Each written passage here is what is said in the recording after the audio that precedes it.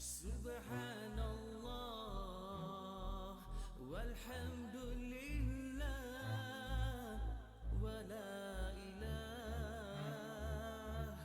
illallah. Allahu akbar. Subhanallah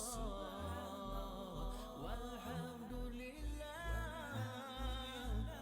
wa la ilaha illallah. Allahu akbar.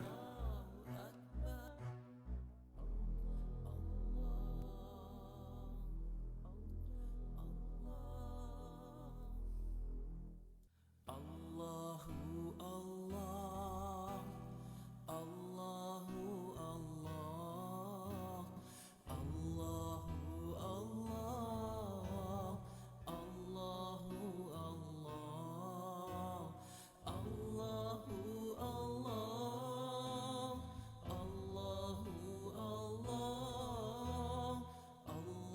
Allahu Allah. Allahu Allah, Allahu Allah, Allahu Allah, Allahu Allah,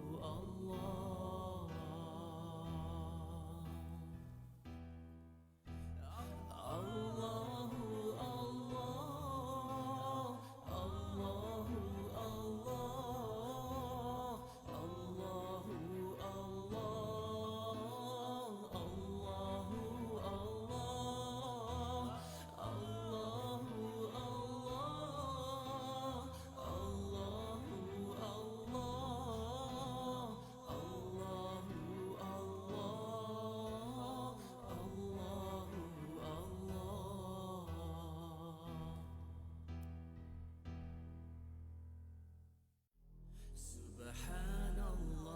Subhanallah walhamdulillah wa la ilaha illallah. Allahu akbar. Subhanallah walhamdulillah wa la ilaha illallah. Allahu akbar. Subhanallah walhamdulillah wa la ilaha illallah. Allahu akbar. Subhanallah walhamdulillah wa la ilaha illallah. Allahu akbar.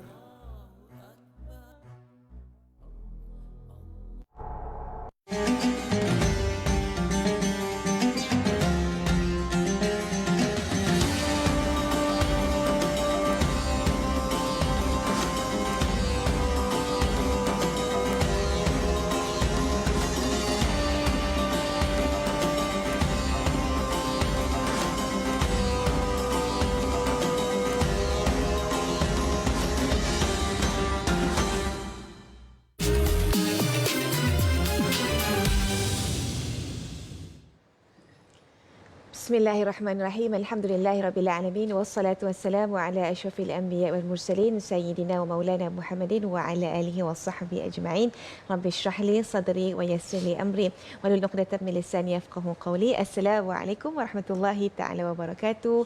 Apa khabar semua? Alhamdulillah, pada pagi ini Allah pilih kita untuk bersama-sama dalam majlis ilmu. Subhanallah, majlis yang didoakan oleh malaikat, beribu-ribu malaikat, masya-Allah tabarakallah. Dan pada hari ini 8 November 2022 2022 bersama dengan 13 Rabiul Akhir 1444 Hijrah, insya-Allah kita bersiaran secara langsung pada hari ini dari studio penyediaan TV Al-Hijrah di Assalamualaikum. Subhanallah, hari ini bersama kita di Assalamualaikum, kita teruskan lagi dengan tema kita bersama Bina Syurga di Rumah, Bina Rumah di Syurga, dan bersama masuk syurga sekeluarga. Dan bagi yang tak sempat, boleh follow kita semua di platform media sosial Assalamualaikum. Dan pagi ini seperti biasa, Hana tak keseorangan, alhamdulillah. Hana ditemani oleh dua figura yang begitu hebat, masya-Allah. Bersama dengan Hana pada pagi ini tak lain tak bukan kita ada bersama kita iaitu Ustaz Muhammad Azri Abdullah, pengerusi Musalla Ar-Raudhah. Assalamualaikum Ustaz. Salam, khabar Hana, sihat? Alhamdulillah, lawa rida Ustaz. Ya, alhamdulillah, masya-Allah. Dan kita juga bersama dengan seorang selebriti yang Hana rasa tak perlu nak diperkenalkan lagi. Masya Allah, cukup berbakat besar dalam bidang lakonan dan orangnya Masya Allah salihah wa muslihah, insya Allah. Tak lain tak bukan Aisyah Azman. Assalamualaikum. Waalaikumsalam. Masya Allah, berseri-seri ni. Nak ambil aura lah, Masya Allah. Mungkin akan bertemu jodoh tak lama lagi, Masya Allah. Dan subhanallah, sebenarnya topik perbincangan kita pada pagi ini cukup menarik. Kata orang kalau dah jodoh, Allah SWT Muhammad. Tapi mungkin Ustaz nak mulakan sebenarnya kalau dah jodoh ni kan memang tak ke mana. Dan sebenarnya subhanallah, macam mana sebenarnya Islam itu dia mengajar melalui Al-Quran dan hadis tentang perkara ni, Ustaz. Tafadhal. Bismillahirrahmanirrahim. Assalamualaikum warahmatullahi taala wabarakatuh. Alhamdulillah wassalatu wassalamu ala Rasulillah wa ala alihi wa sahbihi wa man tabi'ahu wa nasarahu wa mawalah. Alhamdulillah, syukur pada Allah Subhanahu wa taala. Allah kembalikan semula roh kita ke jasad kita. Allah beri afiat pada tubuh badan kita dan Allah beri izin pada lidah kita untuk kita mudah sebut namanya. Alhamdulillah. Terima kasih Hana. Tajuk hari ini memang sesuai dengan dua-dua yang sebelah saya. Masya-Allah. Saya dah Masya-Allah. Allah SWT. tak belik dah saya ni. Alhamdulillah, pagi ini kita bincang satu tajuk yang sebenarnya besar sebenarnya. Aywa. Sebab Allah menyebut dalam Al-Quran tentang perihal tersebut. Contoh dalam surah Ar-Rum ayat 21. Allah menyebut wa min ayatihi an khalaqalakum min anfusikum azwaja litaskunu ilaiha wa ja'ala bainakum mawaddatan wa rahmah. Inna fi dzalika laayatin liqaumin yatafakkarun. Dan di antara tanda-tanda kebesaran Allah itu ialah Allah menciptakan pasangan bagi kamu masing-masing. Dan tak cukup Allah menjadikan setiap kita ada pasangannya, dan Allah menjadikan dengan pasangan itu wa ja'ala bainakum mawaddatan wa rahmah. Allah menjadikan antara kamu mawaddah, kasih sayang, dan juga rahmah, itu belas kasihan. Semua itu tanda-tanda kebesaran Allah bagi mereka yang berfikir. Bermakna benarlah kata orang kalau dah jodoh tak ke mana. Aywa. Cuma kita tak boleh simply duduk tunggu jodoh aku bila nak sampai kan. Sehingga kan perbincangan ulama mengatakan orang perempuan pun boleh untuk sampai masanya dia berkenan pada seorang lelaki, dia boleh pun pinang orang lelaki. Yang biasa kita dengar lelaki pinang perempuan kan. Ini pergi cari timba kata orang kan. Kerana apa? Kerana kita naluri semula jadi manusia ni dia ada keinginan untuk berpasangan. Dan keinginan itu agama kita mengajar hendaklah disalurkan pada jalan yang betul, jalan yang sahih, yang soleh, yang baik, iaitu mencari pasangan dan berkahwin dengan cara yang sah. Maka di situlah nanti kita akan lihat daripada kita hidup berseorangan, kita ada pasangan, Allah mengajar kita erti kehidupan sebenar. Dulu cabaran hidup duduk seorang ni berbeza dengan cabaran hidup berdua. Kemudian bila dah ada bertiga pula esok, lagi mencabar. Sehinggalah akhirnya daripada seorang jadi dua, jadi tiga, jadi 10. Akhirnya membiar anak cucu jadi ramai. Jadi inilah yang Nabi sebut, tanakahu tanasalu. Menikahlah kamu semua, beranak pinaklah. Fa inni mubahim bikumul umami yaumal qiyamah. Sungguhnya aku berbangga, kata Nabi, dengan umat-umat yang lain pada hari kiamat dengan sebab ada umat yang begini.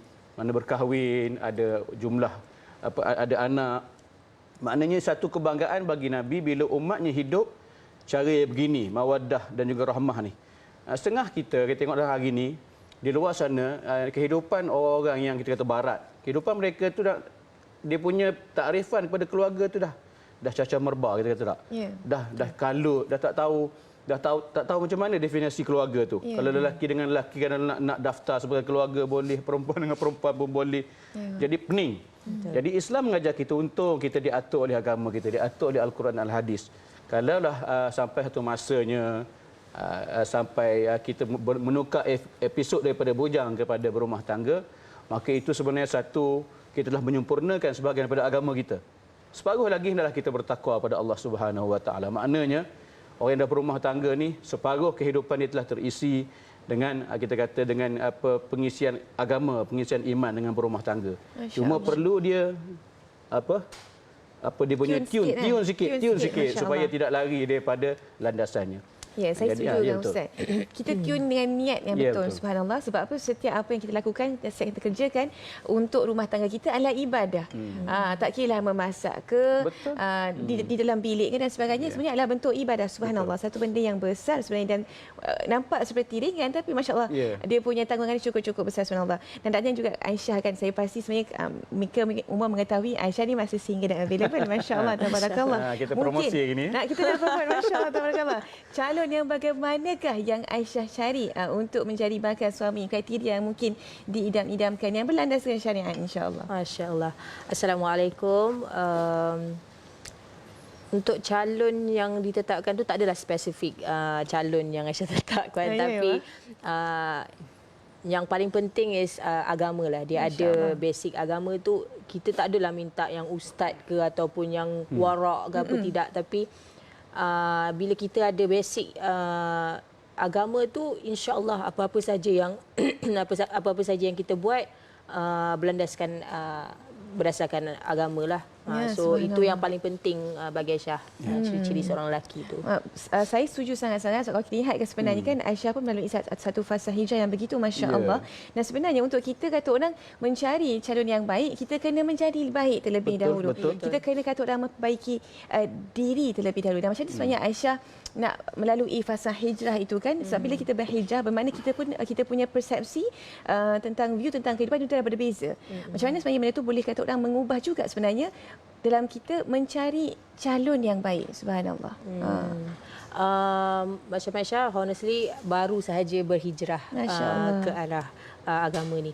Macam dulu tak seperti yang sekarang ni lah, yang orang nampak, dan setiap hari kita perempuan ni kita bergaduh dengan hati kita. Sebab lelaki dengan perempuan, dia nak berhijrah tu berbeza. Lelaki ni sangat-sangat mudah untuk, contohnya dari segi solat. Dari segi solat, dia pergi ke mana-mana, dia mudah sangat nak menunaikan solat tu. Kalau macam perempuan sendiri, bukan mudah untuk kita nak jaga setiap waktu, lepas tu kita nak jaga kita setiap masa waktu kita nak solat. So benda-benda perkara yang macam tu yang Aisyah cuba bergaduh dengan hati sendiri untuk nak jaga kekal istiqamah tu. Sebenarnya berubah tu sangat mudah. Semua orang boleh berubah, tapi istiqamah tu yang tak mudah bagi Aisyah. Masya-Allah kan. Betul, sebenarnya hidayah ni dan tapi taufik tu satu benda yang sukar sebenarnya untuk kita tetapkan dalam hati. Dan mungkin Ustaz sebenarnya kan, ialah bila saya cakap tadi kan, bila kita nak perbaiki diri, bermakna kita nak insya-Allah kita punya persepsi tentang kehidupan dan juga tentang calon kita ni pun berbeza, Ustaz. Betul. Jadi mungkin ada nasihat buat mereka dekat luar sana yang ini sedang struggle dengan diri sendiri, pada masa sama ada niat nak mendirikan rumah tangga. Niat dah baik dah, masya-Allah, dah khair dah, masya-Allah.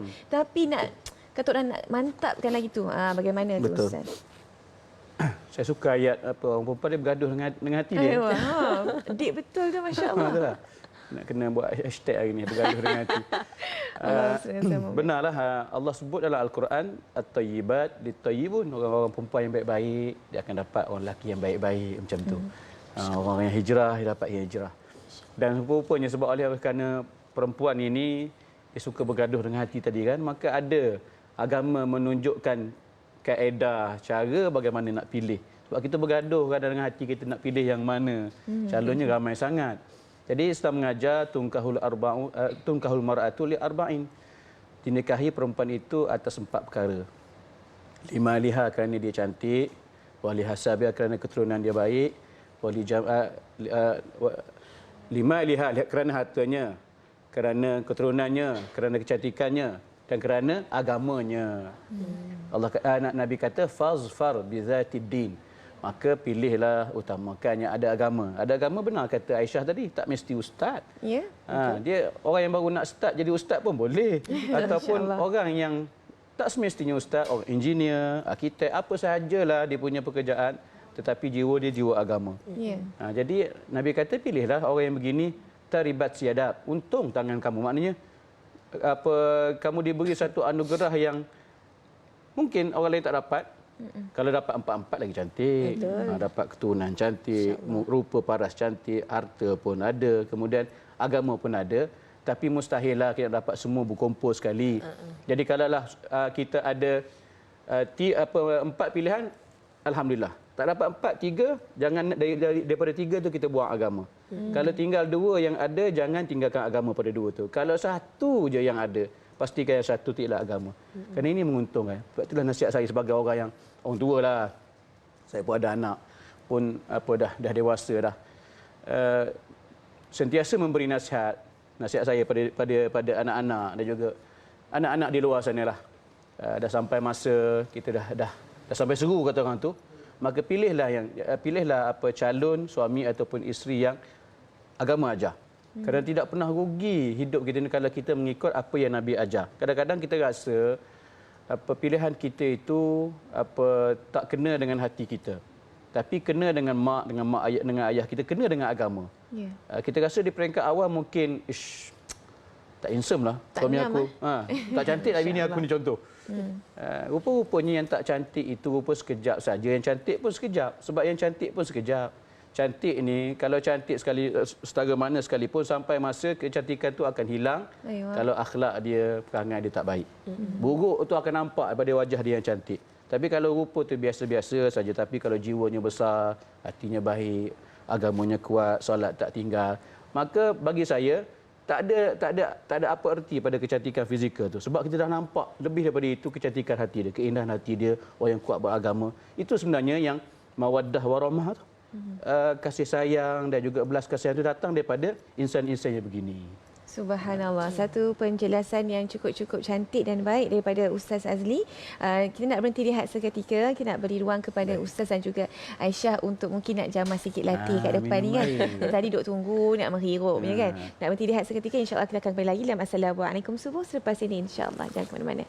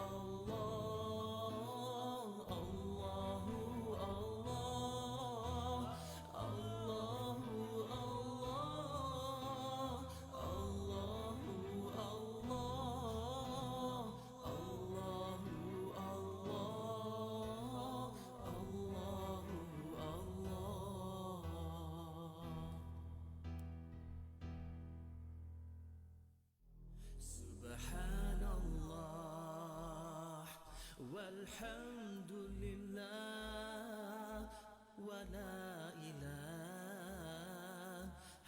illallah. Allahu akbar. Subhanallah walhamdulillah.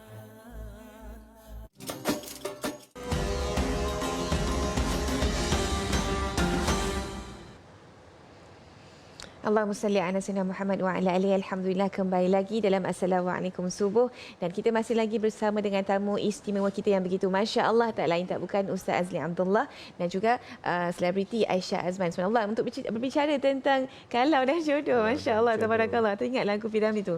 Kalau dah jodoh, kalau dah jodoh. Masya-Allah. Okey, mungkin Ustaz saya kalau kita ceritakan tentang perumpamaan orang cakap kan, kita ni laki yang baik untuk perempuan yang baik, kan? Jadi kadang-kadang kita lihat benda tu tak terjadi pada realiti. Kalau kita lihat kisah-kisah sebelum ini, sirah pun bagaimana Asiah dengan Firaun, kan, Nabi Nuh dengan isterinya, Nabi Lut dengan isterinya. Jadi kadang-kadang macam benda ni macam kenapa orang baik dapat orang yang tak baik? Tapi mungkinkah orang yang seperti itu adalah kunci syurga kita, Ustaz? Betul. Mungkin mohon penjelasan sikit, Ustaz. Terima kasih, Ana. Memang betul lah, Allah beri lubuk rezeki, lubuk pahala pada kita. Masya-Allah. Kita mengimpikan bunga tapi dapatnya duri, dah dapat kaktus. Apakan daya, itulah jodoh kita. Kita mengharap sangat dapat isteri yang solehah, yang tak tinggal semayang, sentiasa hidup dengan melakukan ibadah. Mungkin impian kita begitu. Aywa. Nampak suami ni kalau boleh, Allah, tawaduk dah kalau boleh. Jalan macam semayang kan. Tapi realitinya kadang-kadang jodoh yang dipertemukan Allah dengan kita tu yang sebaliknya. Aku baik, kenapa dia macam tu? Kita argue pula gitu. Sedangkan Allah kata dalam Quran, orang baik dengan yang baik, yang jahat dengan jahat. Aku dia jahat ke tak aku baik? Sebenarnya ujian hidup kita macam-macam. Ada orang diuji dengan anak yang pandai-pandai, ujian sebenarnya.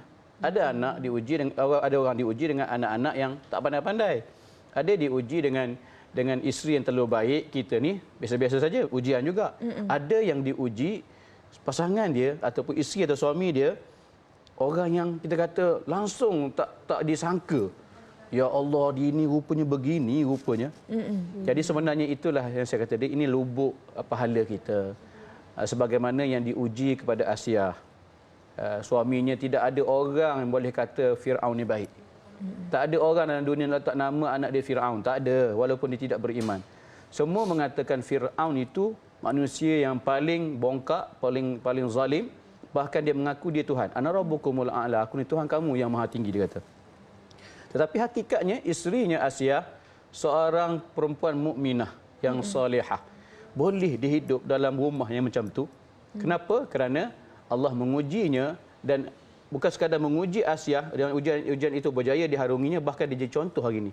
Sehingga Al-Quran menyebut perumpamaan perempuan yang baik itu ialah isteri Firaun. Begitu juga dengan ada nabi yang isteri tak beriman. Nabi Lut dan sebagainya. Bermakna jangan kita mengharapkan, kita berdoa, kita minta, tapi andai kata kita dipertemukan dengan jodoh yang sebaliknya, maka terimalah sebagai satu cabaran.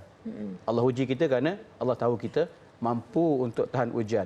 Cuba untuk kita jadi pendakwah dalam rumah tangga kita. Jadi pendakwah untuk suami, untuk isteri kita. Insya-Allah tentu sekali pahalanya besar sebagaimana pahala yang diberikan kepada Asiah dan juga Nabi Lut alaihissalam. Masya Allah. Allah uji sebab Allah sayang, ya. Subhanallah. Okey, kalau Aisyah pula kan, macam mana dengan apa yang dijelaskan oleh Ustaz tadi kan, persiapan untuk mungkin insya-Allah berjumpa dengan cinta hati ni, untuk berjumpa dengan jodoh ni macam mana? Sebab apa, setiap orang ni kan lain impian dia. Betul. Dan lain debaran dia dan lain dugaan dia. Ada orang dugaan tengok macam pasangan macam cemburu, bilalah waktu aku nak sampai kan. Gitu tak sampai-sampai. Mungkin Aisyah ada persiapan di sebalik itu, insya-Allah nak kongsikan bersama kita, insya-Allah. Masya-Allah, dia kalau nak disebut pasal persiapan bila berkahwin ni, siapa-siapa saja takkan pernah sedia sebenarnya. Kita prepare lah macam mana pun, kita still masih banyak kekurangan dalam diri kita. Tapi apa yang Aisyah harapkan sebelum Aisyah kahwin adalah kita perbaiki sebaik mungkin lah, insya-Allah. Supaya apa yang kita dapat tu, kesabaran kita tu tinggi. Maksudnya bila apa-apa saja dugaan yang datang, sebab perkahwinan ni bukan perkara yang mudah, bukan perkara yang kecil, bukan setahun dua. Bukan setahun dua kita nak hidup dengan dia, tapi kita nak hidup dengan dia insya-Allah sampai ke syurga. Jadi preparation yang kita perlu buat adalah kita kena sentiasa kuatkan hati sampai satu tahap yang apa saja yang datang dalam hidup kita, insya-Allah kita diberikan kesebaran yang sangat tinggi. Masya Allah. Nampak tu. Dia dah siapkan diri dia mentally sebenarnya. Betul. Mentally dah Masya Allah dah. Tinggal nak berjumpa dengan jalur yang memang terbaik je untuk dia. Amin, amin. Rabbal Alamin. Okay, jadi mungkin Ustaz, sebagai kesimpulan lah kan, sebab kita nak beralih kepada perkembangan musola Ar-Rawdah ni kan. Kesimpulan daripada topik kita ni, kalau dah jodoh ni kan Ustaz, sebenarnya ialah hidup ni sebenarnya Allah dah tentukan dah. Allah dah tentukan daripada awal dalam rahim kita dah, Allah dah tentukan kita punya jodoh, rezeki, ajal maut semua. Ya. Jadi kita ni kita nak redha saja ke dengan apa yang Allah tentukan kepada kita ke? Macam mana kita nak seimbangkan antara redha dan juga ikhtiar tu? Baik. Kita ni pengusaha. Allah penentu. Masya-Allah. Kita usaha je. Kita tak tahu sebab yang tercatat di Lauh Mahfuz macam mana, tak pernah baca. Kita tak tahu jodoh kita dengan siapa, siapa dia, orang apa, tak tahu. Jadi yang ada kuasa pada kita, usaha saja. Selebihnya serah pada Allah SWT. Selepas kita berusaha, kita berdoa, bertawakal, maka pada ketika itu siapa saja yang datang, yang melintas tu, kita terima dengan redha. Mudah aja sipir dia. Kita usaha, Allah tentukan. Usaha saja setakat mana yang mampu. Selepas pada itu, redhalah dengan apa yang Allah tentukan. Dan jika sekiranya berlaku apa-apa yang tidak diingini dalam tempoh kita berumah tangga, ada jalan penyelesaian yang banyak yang diajar oleh agama kita. Tentu sekali ada jalan keluar daripada apa setiap masalah kita yang berlaku dalam hidup kita, insya-Allah. Insya-Allah. Dan Ustaz, kata orang bab kata ikhtiar kan. Kita lihat juga Ustaz memang begitu bersungguh-sungguh dalam kata orang mencari ikhtiar, mengumpul dana untuk bersama-sama kita bina Musalla Ar-Rawdah. Mungkin Ustaz nak kongsikan antara perkembangan Musalla Ar-Rawdah ketika dan saat ini, insya-Allah. Kita bincang tadi nak bina masjid. Ini nak bina masjid sebenar. Kita bina masjid juga. Ini bina masjid sebenar. Dah 65% lebih, dah dekat-dekat 70. Dah bumbung kami dah siap dipasang. Tunggu bulan ni juga nak pasang kubah.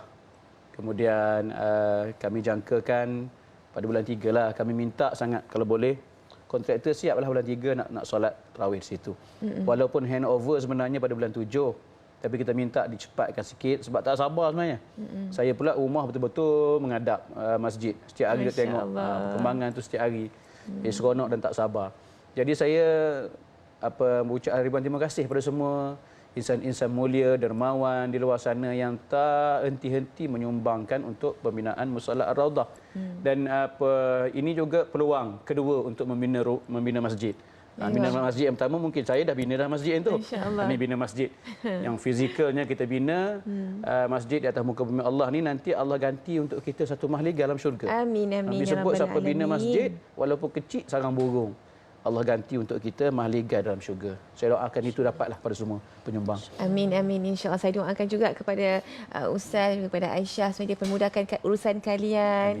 Kata orang diberikan jodoh yang baik buat Aisyah, yang saleh dan muslim, insyaAllah. Dan buat Ustaz, semoga usaha dan juga ikhtiar Ustaz dalam mendirikan Musalla Ar-Rawdah ini menjadi kenyataan dan dapat kita memberi manfaat kepada ramai orang, insyaAllah. Dan kepada anda sebenarnya, untuk anda yang mungkin menyumbang kepada Musalla Ar-Rawdah, anda juga berpeluang untuk mendapatkan 2 buku yang istimewa. Masya Allah. Mungkin Ustaz nak cakap sikit tentang itu, insya-Allah. Saya ada bawa kedua-dua buku ni. Buku ni sebenarnya satu inisiatif kami lah. Ada yang menyumbang sambil nak membeli. Jadi buku ni boleh beli dengan harga RM60, RM30 untuk pembinaan musalla. Yang ni RM50 boleh beli dengan harga RM50, RM25 untuk pembinaan Musalla Ar-Rawdah. Maknanya membeli sambil menyumbang. Yang buku ni saya duk sembang setiap hari Rabu lah, 8.30 pagi di TV Hijrah juga. Tajuk Jaulah Al-Quran inilah jadi punya modulnya. Jadi dialu-alukanlah kalau nak ni boleh kontak hotline kami ya.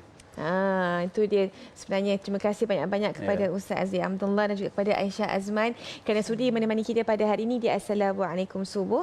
InsyaAllah kita akan bertemu sebentar saja lagi di Assalamualaikum. Untuk itu anda jangan ke mana-mana sebab pada banyak pengisian akan kita kongsikan bersama-sama dengan anda pada pagi ini, insyaAllah. Untuk itu wabillahi taufiq wal hidayah. Summa ridha wal inayah. Wassalamualaikum warahmatullahi taala wabarakatuh. Jumpa kejap lagi.